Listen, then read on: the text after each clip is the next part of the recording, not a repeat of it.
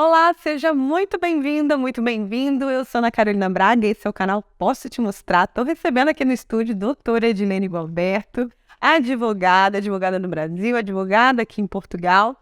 E está falando aqui com a gente, conversando, explicando tudo sobre os mais diversos vistos para você vir morar legalmente aqui em Portugal. Doutora Edilene, seja muito bem-vinda. Olá, Ana, muito obrigada. Vamos conversar agora sobre renda própria e nômades digitais. Excelente. Que só esse visto aí, ó, novinho, chegou aí no ano passado e tem uma confusão ali do que é nômade, o que é empreendedor, como é que é. Vamos conversar então sobre isso? Vamos sim. Porque a primeira confusão, Ana, foi causada porque as pessoas que queriam vir como nômade digital não tinham um visto específico. Então as pessoas me procuravam e falavam assim, doutor, eu quero ir como nômade digital, eu quero um visto de nômade digital. E Portugal não tinha esse visto específico. Essa confusão também era criada pelas redes sociais, e muitos canais que falavam isso. Olha, venha como nômade digital para Portugal. Portugal traz você quer nômade. Mas não existia um visto específico, como já existia em outros países, de nômade digital. E agora nós temos. Só que o que as pessoas faziam no passado? Para vir com o nômade digital, utilizava o visto de rendas próprias. Por isso gerou essa confusão. Então, o rendas próprias não é específico para nômade, mas alguns nômades conseguiam vir para Portugal com o visto de renda própria. O visto de renda própria que é escrito já existia? Qual é o nome dele? É D2, D...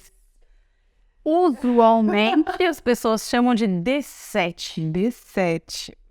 D7 é um visto de rendas próprias para também. O D7 é um visto para pessoas de renda própria, religiosos, aposentados e reformados, ou pensionistas.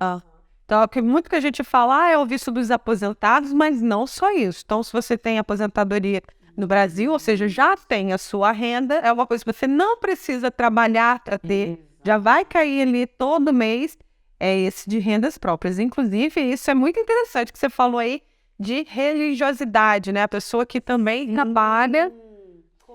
Portugal enquadrou dentro desse, como se fosse uma categoria parecida, jogou tudo dentro desse visto. Então, esse visto engloba essas três. Então, aposentado ou reformado, que é como chamam o aposentado aqui. Inicialmente, o que é? Olha, uma pessoa de renda própria, uma pessoa aposentada e pensionista, ela tem uma renda passiva. Aquela que entra independente de você mexer o dedo. Eu posso dormir o dia inteiro e a renda vai entrar, porque ela é uma renda passiva. Em tese, eu não preciso trabalhar em Portugal. A minha renda já vem de outro país. Então, com essa renda, eu me sustento em Portugal. Então, é um visto que Portugal gosta bastante, porque, claro, uma pessoa que vem, ela não vai concorrer com a mão de obra, ela não vem para concorrer com você, apesar de poder trabalhar. Ele não vem para concorrer, por quê? Porque, em tese, ele já tem uma renda. E entra todo mês que vem para cá, sem a pessoa ter que fazer nada. Entendi. Então, além dessa situação do aposentado, que é o mais comum ali de falar desse de renda própria, do visto D7, então tem essas outras possibilidades aí. Então, se você tem uma renda passiva, você pode estar habilitado, tem que olhar os requisitos para saber se se enquadra nessa. Agora, diferente desse nômade digitais que veio aí agora, quais são aí as grandes diferenças, a mudança que veio com isso? Então, vamos lá. As pessoas tinham uma empresa. Olha, eu tenho uma empresa e eu posso cuidar dessa empresa à distância. Essa empresa rende um valor anual acima do que Portugal exige para mim, para minha família de subsistência. E a pessoa queria entrar com renda própria. Ele não é uma pessoa de renda passiva. Ele é uma pessoa que precisa trabalhar para o dinheiro entrar todo mês. Só que algumas pessoas conseguiam o visto dentro da categoria D7 mesmo nestes casos. Para Portugal era interessante, porque de alguma forma a pessoa, para esse visto, você tem que abrir uma conta em Portugal, depositar 1 ano da sua subsistência e da sua família e ainda ter a renda mensal mínima. Uau! Então, era interessante para ele quando você falava assim, olha, eu depositei esse valor no banco português, a minha empresa ofere X por ano e eu também tenho um valor investido. Eu também tenho 300, 500, 1 milhão que me rende um valor mensal. Então, assim, a gente unia as duas coisas, olha, a pessoa tem uma empresa, mas também tem uma parte ali de renda passiva. Então, enquadra. Eu, Edilene, particularmente como assessora, não indicava esse visto para pessoas que não tivessem uma parte em renda passiva. Eu só tenho a empresa.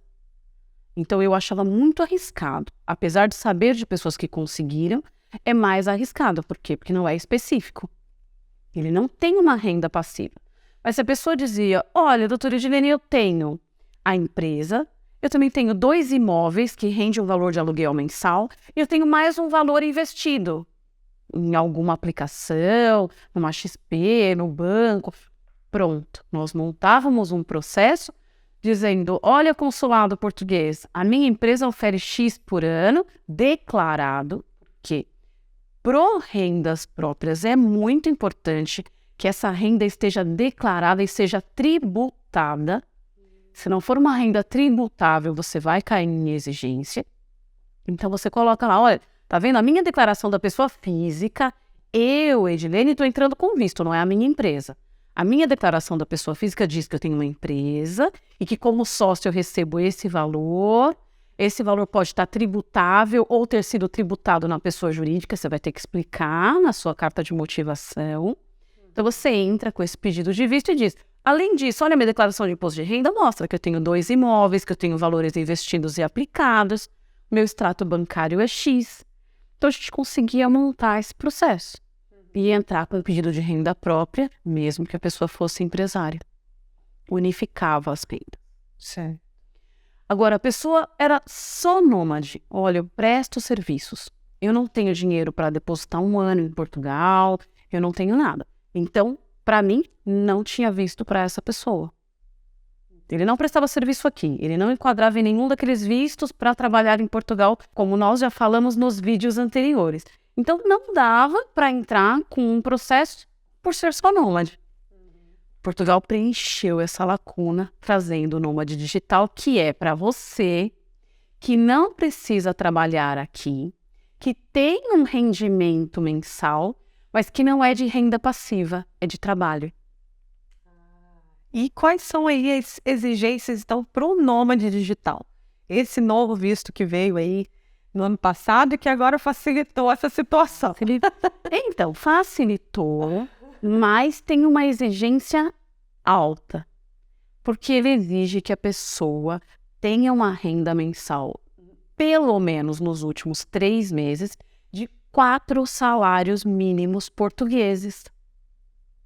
Então, você pega o salário hoje de 760 euros, se a pessoa não tiver um contrato que ela ganha aí de 15 a 16 mil reais, de acordo com a variação do euro, ela não vai conseguir.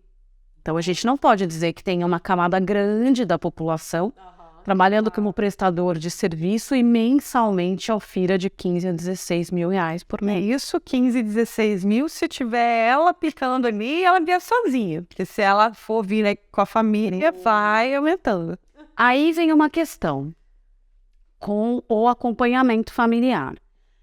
Esse valor de 4 salários mínimos para subsistência, ele é mais do que suficiente. Sim. Como nós já falamos em outros vídeos, Portugal exige para subsistência um salário mínimo para o primeiro adulto, 50% para os demais adultos, 30% para os filhos menores ou dependentes. Então, se você pegar uma família, ainda que ela seja em 5, a gente precisa de 2,1 salários mínimos. Ainda que seja em 5, a gente precisa de 2,4 salários mínimos se forem 3 menores. Então, assim, você comprovando que tem 4 salários mínimos por mês, já sustentou você e a família toda, sobrou. E sobrou. Então, assim, os últimos questionamentos que eu e outros colegas fizemos à VFS sobre o visto de acompanhamento foi: precisa provar que tem a subsistência da família para 1 ano, ou basta apresentar a renda exigida do nômade digital? Segundo a VFS, basta apresentar a renda exigida. Por quê? Porque o checklist diz 12 meses. E aí a gente falou, mas por que a pessoa precisa apresentar 12 meses se ela já ganha 4 salários mínimos portugueses? Não fazia sentido. Então houve alguns questionamentos para a VFS e os retornos que nós recebemos foi nesse sentido. Se os vistos vão começar a ser indeferidos, nós ainda não sabemos, é tudo muito novo. Mas, e os meus vistos de acompanhamento familiar ainda não saíram o resultado para o Nômade Digital para eu trazer para vocês, mas eu trago. Quando nós tivermos todos os resultados. E se alguém que está nos assistindo tiver essa experiência, traz para a gente. Mas a partida, este valor é suficiente. Então, vamos só pontuar aqui.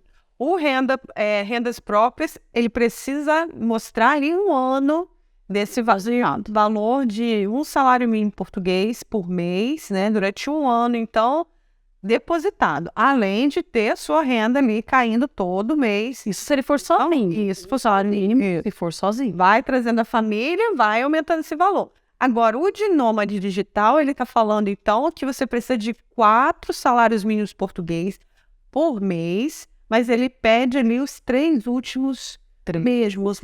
Ou seja, pode ser, é uma média desses 4 últimos salários mínimos, é isso? Na verdade, os 3 últimos meses você tem que ter ganhado, no mínimo, 4 salários mínimos portugueses. Certo. Eu tenho apresentado dos meus clientes nos 4, 5, 6 últimos meses. Que é para mostrar que tem. Depois o pessoal abunda e não prejudica. O que eu costumo dizer é que você precisa analisar muito aquele que abunda e prejudica e o que não prejudica. Dinheiro no visto nunca vai prejudicar. Se está mostrando que está entrando dinheiro todo mês, aí manda seus contra-cheques. Exatamente. Pode levar. Mas então, diferente do renda própria, ele não exige essa questão de ter um ano depositado. Isso faz também muita diferença. Faz bastante diferença. Porque algumas pessoas podem começar a ganhar esses 4 salários mínimos há 4, 5 meses atrás, mas não tinha esse valor antes, ou uma reserva, não consegue abrir a conta, ou a última declaração de imposto de renda não apresenta esse valor. Então, é nesse sentido. Então, um dos requisitos é esse para o nômade, permite o visto de acompanhamento familiar, ele é visto de residência, te dá direito a uma autorização de 2 anos, ele segue o mesmo ritmo dos outros vistos, com a exigência de que você prove que você trabalha de maneira remota como nômade digital e que ofira esses 4 salários. O que seria um nômade digital? Não, vamos lá. Nômade digital é aquela pessoa nômade. Eu posso andar o mundo todo e a minha renda continua daquele trabalho. Então tem nômade que trabalha com turista. Então tem nômade que trabalha com turismo. Ele vive viajando. E a renda dele continua entrando. Entendi. Então, tem outros, diversos profissionais. Eu tenho uma loja virtual. Eu estou um mês na Argentina. Eu vou ficar agora 3 meses na Inglaterra. Agora eu vou ficar 6 meses no Japão. É a pessoa que ela pode trabalhar remotamente, independente de qual país ela tiver, ela vai estar ali com a internet, com o computador dela, o telefone dela, vai estar trabalhando e vai estar... Dinheiro dela entra, a vida dela não para, só que ela pode morar em qualquer lugar. Englobam, então, diversas profissões. Diversas. Eu tenho atendido donos de loja virtual, eu tenho atendido donos de empresa, eu tenho atendido profissionais de tecnologia, profissionais de marketing, assessor de marketing digital. Muitas pessoas que não precisam. A pandemia aumentou muito o número de nômades. Porque antes ainda existia aquela pessoa que queria ser nômade, mas não sabia como, queria conhecer o mundo, mas não tinha uma profissão. Hoje abriu o leque para isso. Que a maioria das pessoas não abrem mais um escritório. Eu dou assessoria de marketing digital para as empresas. Eu não vou mais abrir um escritório para isso. Eu vou fazer todas as minhas reuniões online, eu vou entregar todo o material para o meu cliente online. Então, abriu N possibilidades de você ser um nômade digital. Entendi. Para Portugal, o que é importante? Provar que o seu trabalho é remoto. Então, o visto é para profissional que presta serviços de forma remota. E aí é com base nisso que você vai apresentar. Você pode ser um prestador de serviços, Você pode prestar serviço para várias empresas ou para uma só. Você pode ter um contrato de trabalho subordinado. E aí você prova, fala, olha, eu tenho esse contrato aqui, tem uma cláusula que diz que eu trabalho de maneira remota. E você pode ter uma empresa. Então, olha, eu tenho uma empresa, é uma empresa XPTO e eu controlo tudo através de um sistema. Meu contrato social é esse, meu CNPJ é esse, meu faturamento é esse. Entendi. O importante é provar o trabalho remoto. Então, ele pode, inclusive, ter ali um contrato fixo, tem uma empresa. Eu vejo situações de servidores, por exemplo, servidores públicos, mas que tem ali, ó, agora essa pessoa só trabalha remotamente. Então, ela também pode aplicar, né? Então, também pode. Ela pode trabalhar daqui de Portugal, lá para o Brasil, ou para qualquer outro lugar. Então, pode ter esse contrato. Tem muita gente, inclusive, que fala, tem contrato com a Google, tem um contrato com... Tendo ou não, ou prestando serviço para várias empresas, deixa eu fazer. Eu tenho muito cliente no Brasil que trabalha para empresas americanas, inglesas, espanholas, suecas. E para alguns deles é até importante estar dentro da União Europeia, por exemplo, por conta de fuso horário, que fica no Brasil numa diferença muito grande. Olha. E eles trabalham aqui normalmente. Então, abriu muito esse leque de você prestar esses serviços. Alguns é um contrato subordinado, a maioria de prestação de serviços. Tem empresa aberta no Brasil, tem PJ, Tem tudo certinho. emite a invoice, faz a nota fiscal no Brasil e a gente junta tudo.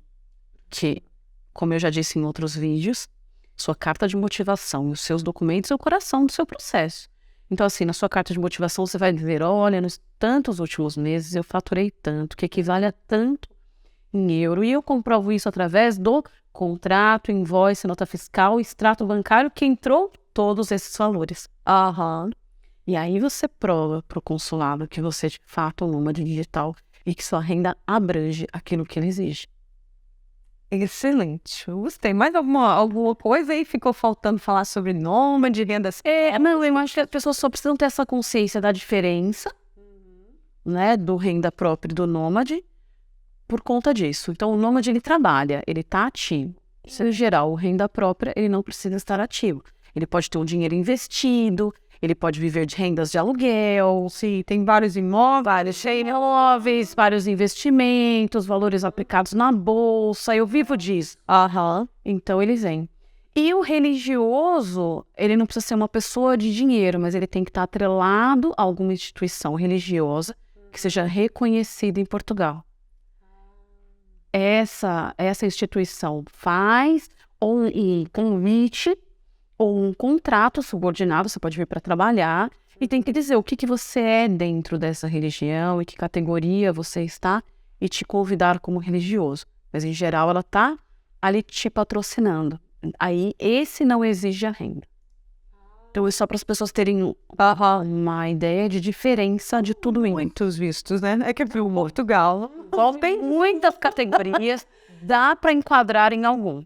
Ainda mais agora com esses últimos aí, em últimos anos, tem tanta coisa, ampliou ali o leque.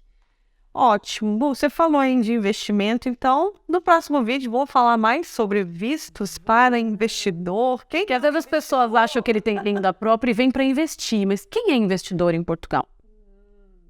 Tem mais uma categoria aí que a gente vai falar. Então é isso. Você continua aí acompanhando a gente. Eu sou Ana Carolina Braga, esse é o canal Posso Te Mostrar. Te vejo na próxima. Tchau!